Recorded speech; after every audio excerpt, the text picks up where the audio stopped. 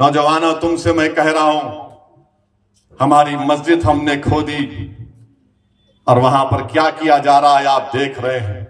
जहां पर हमने बैठ कर सलातो सलाम के नजराने पेश किए, आज वो जगह हमारे हाथ में नहीं है। और नौजवानों, मस्जिदों को आबाद रखो।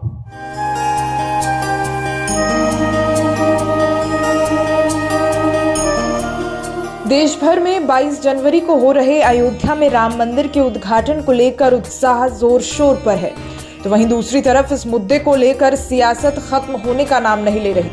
अब AIMIM के चीफ असदुद्दीन ओवैसी ने रामलला की प्राण प्रतिष्ठा से पहले लोगों को बाबरी मस्जिद के विध्वंस की याद दिला दी।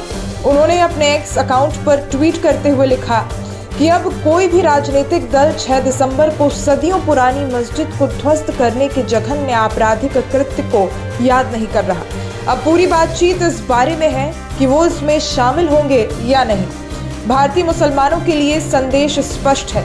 आज के भारत में हमसे अपनी औकात जानने की अपेक्षा की जाती है, हमसे चुपचाप सहमति जताने की उम्मीद की जाती है। ओवैसी ने अपने ट्वीट में उद्धव पर निशाना साधा और उन्होंने लिखा कि भारतीय मुसलमानों के लिए संदेश स्पष्ट है।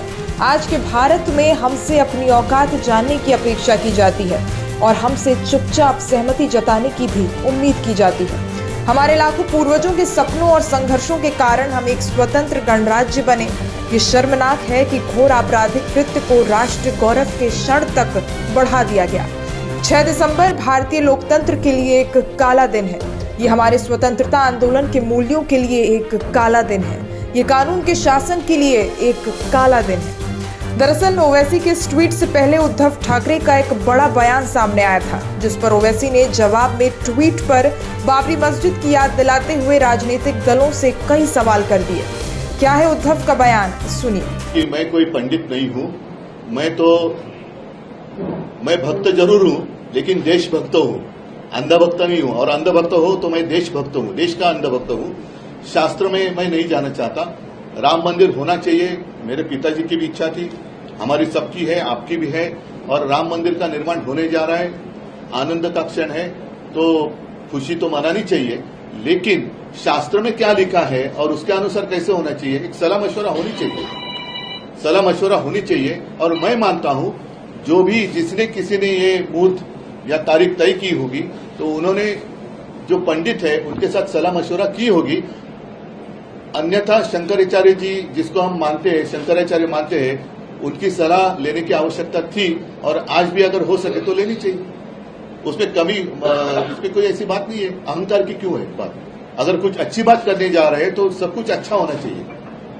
खैर, वो तो बात शास्त्र की रही, उसमें मैं नहीं जाना चाहता। जैसे मैंने कहा, मैं कोई पंडित नहीं हूं, मैं तो राम भक्त हूं, देशभक्त हूं। और राम मंदिर होने जा रहा है, उस वक्त तो और दिवाली मनाई नहीं जानी चाहिए, और इसलिए तो हम राम मंदिर में जा रहे हैं। शाम को गोदावरी के किनारे पर हम आरती भी कर रहे हैं। सिर्फ दिवाली मनाने की बात प्रधानमंत्री कर रहे हैं, उसके बाद मराठी में जो कहते हैं दिवाळ, उसके ऊपर भी बाद में चर्चा होनी चाहिए। वो चर्चा चाहे आप चाय पे करो, कॉफी पे करो, लस्सी पे करो, ढोकले पे करो, शेव फाफड़ा पे करो, फरसाण पे करो, मुझे कोई एतराज नहीं है।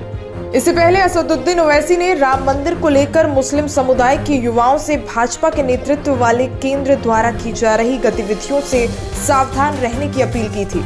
उन्होंने कहा था कि देश में मस्जिदें आबाद रहनी चाहिए। मैं आपको बता रहा हूं, हमने अपनी मस्जिद खो दी है और आप देख रहे हैं कि वहां क्या किया जा रहा है। क्या आपके दिल में दर्द नहीं है?